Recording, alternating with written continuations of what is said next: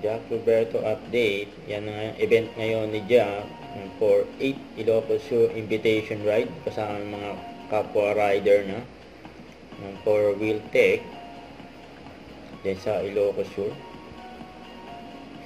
Bago yan, sa post ni Barbie nung nakarang araw na nag-date sila, pinost pa nga ng Wangyu Manila. Nag-date pa nga sila Barbie at Jack dyan. Nagluto pa nga ni Jack si Barbie dyan. Jack. Tapos yan, ayan si Jack. Namataan sa isang gasoline station kasama mga kapwa rider na. Kaya lang daw ng konti.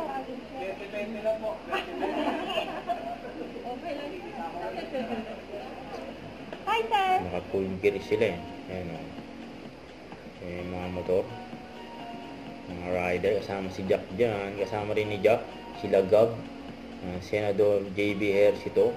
Saka yung owner ng Wheeltech. At iba pang mga rider. Marami sila dyan.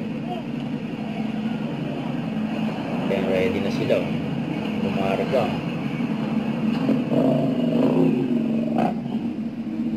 Si Jack yung pinakauli. Thank you! Mga kulay green na motor. Ayan na si Jack. Ayan na sila. Nasa San Juan Beach, La Union.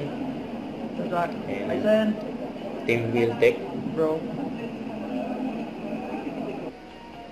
Ayan, nakarating na sila ng Bigan, Ilocos Sur, kung saan sinot ang Maria Clara at Ibarra, kung natatandaan nyo. Dahil na nilakbay nila.